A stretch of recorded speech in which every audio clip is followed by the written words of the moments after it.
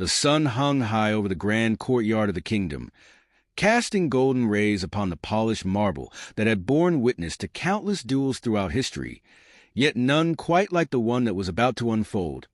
Among the murmuring crowd stood Hiroshi Takeda, a renowned karate master whose reputation had spread across continents, a man whose fists had felled warriors and whose confidence bordered on arrogance. And he had come here for one reason: to challenge the legendary Royal Guard, a group known for their unparalleled skill, discipline, and unwavering loyalty to the throne. Takeda, having spent years undefeated, believed himself to be the pinnacle of martial prowess, a belief that was only fueled by his numerous victories over so-called champions who had dared to stand against him. But the Royal Guard, an elite force rumored to possess techniques that had never been bested, was an opponent he had yet to conquer. As he stood before the palace gates, flanked by nobles, peasants, and soldiers alike, his voice rang out with the authority of a man who had never known defeat, declaring that no warrior within the kingdom could stand against his might, that he would humiliate the strongest among them and prove that his mastery of karate was the ultimate fighting style. The gathered crowd gasped at his audacity, for it was well known that the Royal Guard were not to be taken lightly. These warriors were trained from childhood, honed through years of relentless discipline, and forged in the fires of war, their techniques designed not for mere sport, but for the battlefield. And yet, despite the murmurs of caution from those around him, Takeda remained undeterred, his arms crossed over his broad chest, his sharp eyes scanning the faces of the guards standing at attention, waiting for one of them to step forward and accept his challenge. Moments of silence stretched into eternity, until finally the crowd parted, and a figure emerged from the palace steps, a tall, imposing man clad in the midnight blue armor of the Royal Guard, his presence alone commanding an air of authority that made even the most hardened warriors hesitate. His name was Commander Aldrich Voss, a man whose legend had been whispered in the halls of kings and sung in the taverns of common folk, a warrior whose movements were said to be faster than the eye could track, whose strikes carried the weight of 1,000 battles, and who had never once been defeated in combat. As he stepped forward, his cold, calculating gaze met Takeda's, and though he spoke not a word, the challenge was already accepted. There was no need for bravado, no need for boasts, for Aldrich's reputation was not built on words, but on action. Takeda, unfazed, smirked and rolled his shoulders, stepping into the center of the courtyard where the duel would take place, his stance relaxed yet brimming with confidence, while Aldrich merely removed his heavy armor piece by piece, revealing the form of a warrior sculpted through years of grueling training, his movements precise and efficient, as if shedding weight he did not need.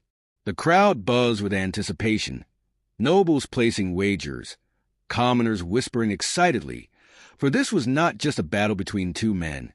It was a clash of philosophies, of traditions, of two vastly different worlds colliding. The air grew thick with tension as the royal herald stepped forward, raising his hand to signal the start of the duel, and in that moment, as Takeda locked eyes with his opponent, something inside him wavered, a fleeting sense of unease, a whisper in the back of his mind telling him that this time he may have bitten off more than he could chew. But there was no turning back now. The die had been cast, the duel was upon them, and as the herald's hand dropped and the first movement was made, Takeda would soon come to understand that some battles are not meant to be won, and some opponents are far beyond anything he had ever faced before.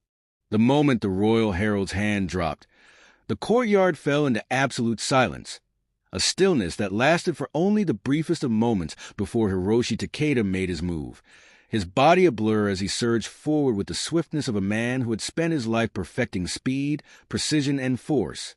His fist, hardened through years of relentless conditioning, lashed out in a straight punch aimed directly at Aldrich Voss's sternum, a strike that had felled countless warriors before.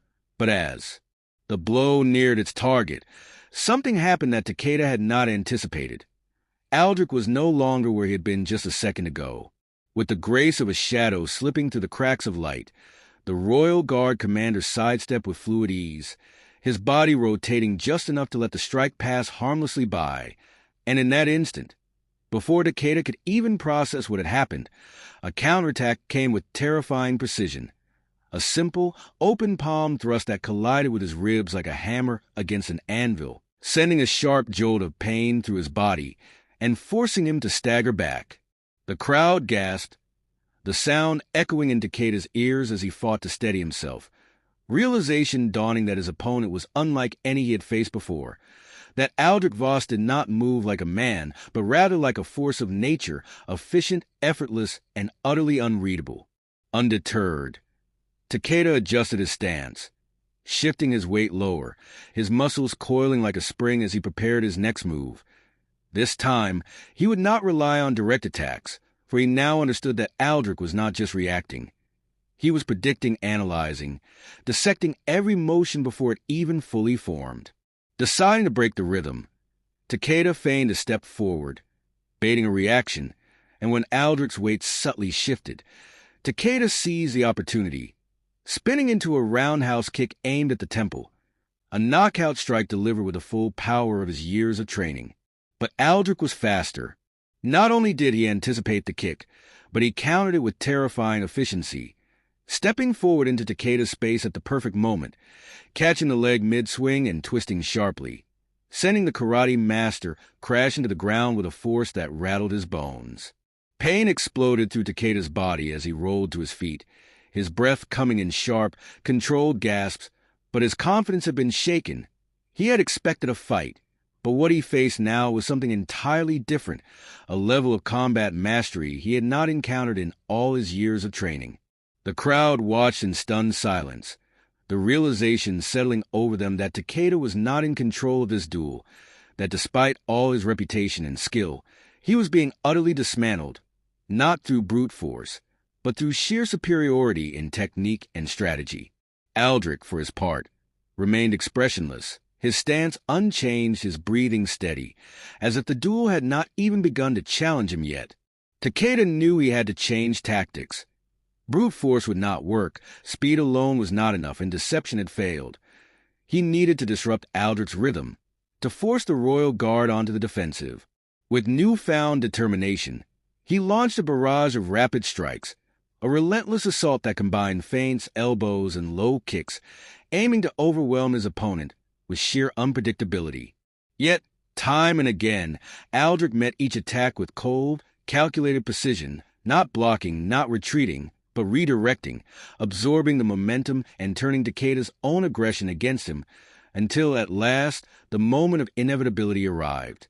As Takeda threw a desperate elbow strike, Aldrich stepped in, his movement impossibly swift, and delivered a single, devastating strike, a short, sharp blow to the solar plexus that landed with the force of a battering ram. Air exploded from Takeda's lungs as he crumpled to his knees, the world around him tilting as his body betrayed him, pain lancing through every nerve. He had lost. The realization hit harder than the strike itself, for he, the undefeated karate master, had not just been beaten.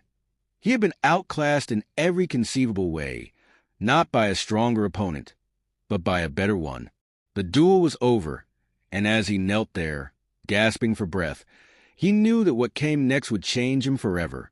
The moment Hiroshi Takeda collapsed to his knees, the once rowdy crowd fell into a stunned silence, as if the very air in the courtyard had been sucked away, leaving only the weight of his humiliation pressing down upon him. The undefeated karate master, the warrior whose name had been spoken with reverence and fear, now knelt in the dust, his breath ragged, his limbs trembling from the sheer precision of the Royal Guard's devastating strike. He had expected a fight.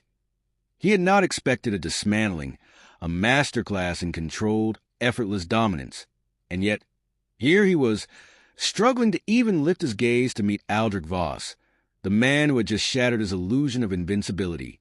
But Aldrich did not gloat, did not sneer, did not revel in his victory the way Takeda had done so many times before against lesser opponents. Instead, he simply stood there, composed and unshaken, his breathing steady, his hands relaxed at his sides, as if the duel had been nothing more than a passing inconvenience. For Takeda, this was perhaps the greatest insult of all.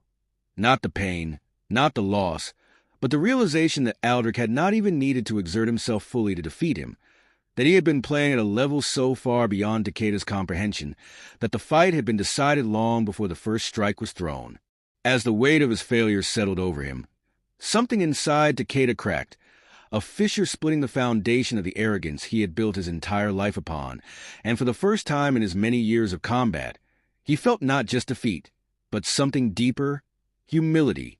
He had walked into this kingdom expecting to prove himself the superior warrior, to bask in the adoration of the crowd, and add yet another victory to his ever-growing list. But instead, he had been given a lesson, one that burned deeper than any wound he had ever suffered.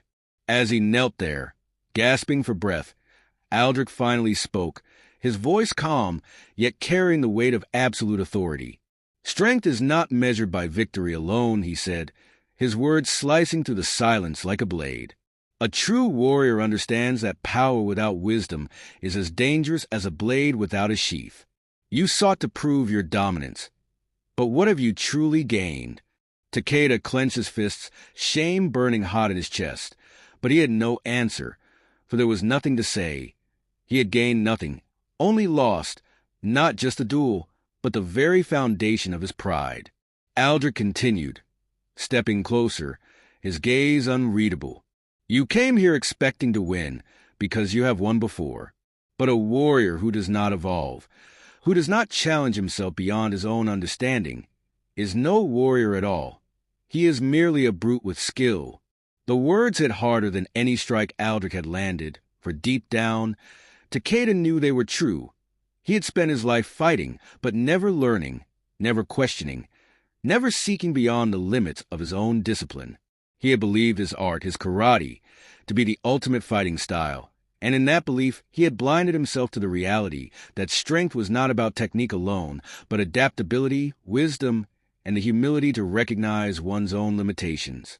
As the crowd murmured, watching with wide eyes, Aldrich extended a hand, not as a victor, not as an adversary, but as a warrior offering a moment of redemption. Takeda hesitated, the weight of his pride screaming at him to refuse, to stand on his own, to leave without acknowledging his defeat. But he knew that path led only to stagnation, to repeating the same mistakes, to living in the shadow of his own arrogance. And so, for the first time in his life, he swallowed his pride, reached up and took Aldrich's hand, allowing himself to be pulled to his feet. A new kind of silence settled over the courtyard.